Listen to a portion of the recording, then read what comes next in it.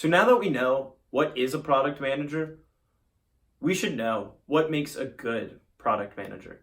So this was a chapter that I actually decided to include last minute, but the reason I did was because I want you guys to know what companies are looked for and really what makes a good product manager. And then that way, when you actually start the job, you know the key skills that you can focus on developing if you aren't good at them, or the ones that you want to emphasize. And then that way you can crush your job. But over the course of my networking and meeting friends and meeting people at Microsoft, I've asked every single one of them, what do you think makes a good product manager?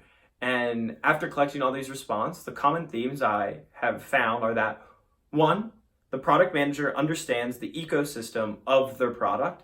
So they really understand how the product fits into the market and all of the things that are going around outside of it. So this also includes the market dynamics such as competitors. Next, they're an expert communicator. So they're able to write clear specs that developers are able to understand.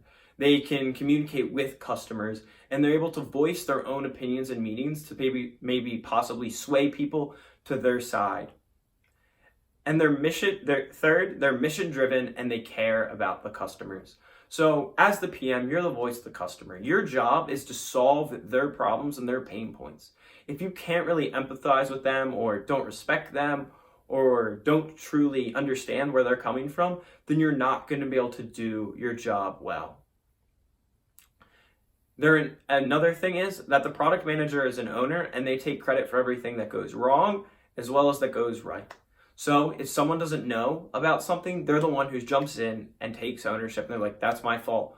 I should have messaged XYZ, or I should have done this. They're not ones who are to blame people. The product manager is really about, as we talked about before, bringing the team together. And that's what they're supposed to be doing. They're not supposed to be blaming others, but they're the one taking responsibility. They're the product owner. Next, they're great listeners and they understand and listen to the needs of their stakeholders. And the reason is because they really have to listen to everyone. They have to listen to the development team about, oh, these are unrealistic expectations. We're not going to be able to get this done. They have to listen to the customers. Oh, these are the problems we're facing. And then they also have to listen to the executive team above them. So when they want to roll out a product and what are the main priorities for an upcoming launch. They're data driven. Product managers use data to support. Going with your gut is always a good thing, but they're not making decisions that are emotionally driven. They're looking at the data, they're looking at the numbers, and they're making decisions based on that. Lastly, product managers have a self-awareness that allows them to know what they are good and what they aren't, but they're not good at. So being a PM, you really need to understand where your strengths and weaknesses lie and leverage them. If you're not the best technical skill, that means you're going to have to put a lot more weight on your developers, and they're going to need to know that, but you still need to communicate with them.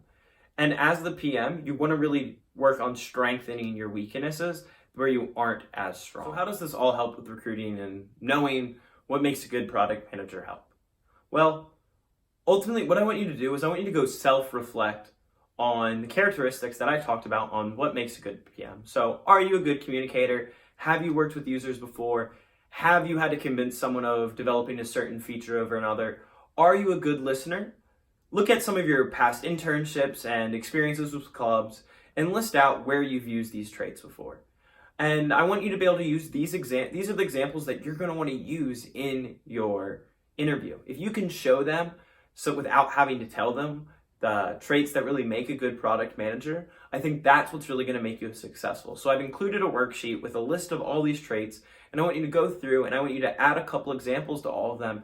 That way you can just keep track of them and you can bring them up during one of your interviews to help you make you extremely successful.